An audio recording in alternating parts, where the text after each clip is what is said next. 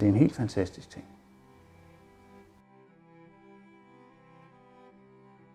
Det jeg sidder med her, det er noget så usædvanligt som en 37,5 rubel. Det er noget af den mest mærkelige denomination, som jeg kan komme i tanke om.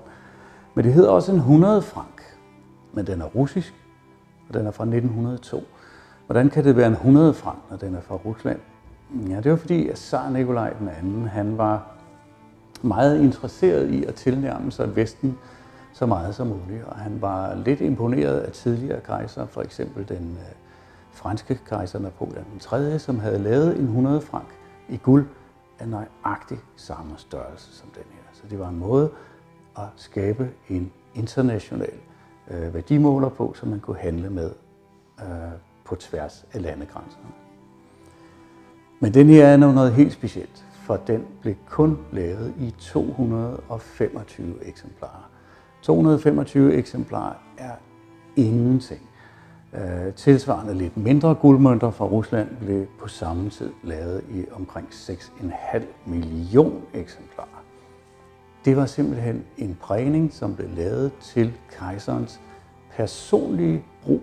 Han kunne tage den med rundt, når han var på rejser i England, hvor han havde sit store kejserlige tog på 10 vogne, hvor en af vognene var en kirke.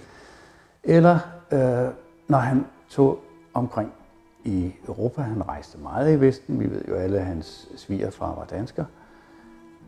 Og så havde han disse mønter med sig på rejsen. Og de blev brugt ikke som ordner, hvis det havde været en Dannebrogsorden, elefantorden eller sådan noget. Det var en gave, en pengegave, men samtidig jo et symbol på kejserens gunst. Og det er jo en stor, vigtig sag.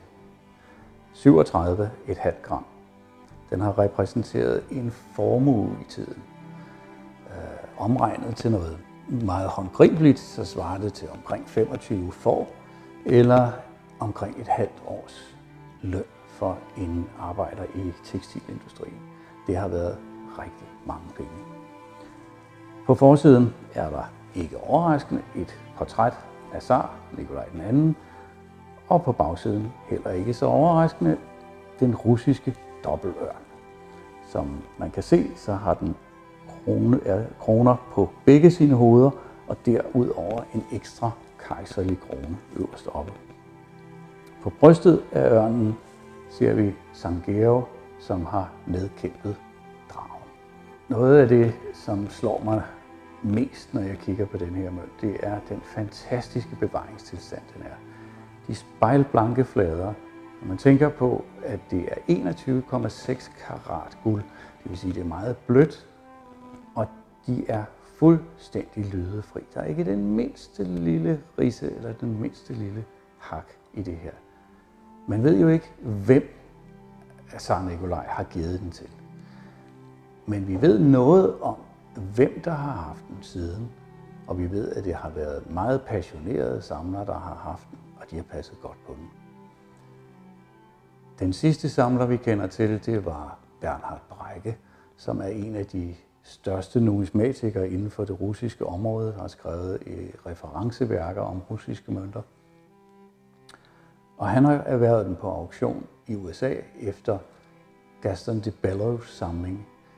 Gaston de Bellow var italiensk indvandrer, finansmand fra New York og stor samler af guldmønter. Man ved, at de Bellow var til auktion, på trods af, at han blev advaret af den amerikanske stat, tog han alligevel til Egypten og deltog i auktionen over kong Farouk, der var blevet fordrevet af den egyptiske stat, og købte en hel del guldmønter. Man ved, at kong Farouk havde også sådan et eksemplar, og det ligner den. Det ved vi ikke helt, om det er. Men Bro Jensen, der siger de Bellow og Breike, det er nok for de fleste.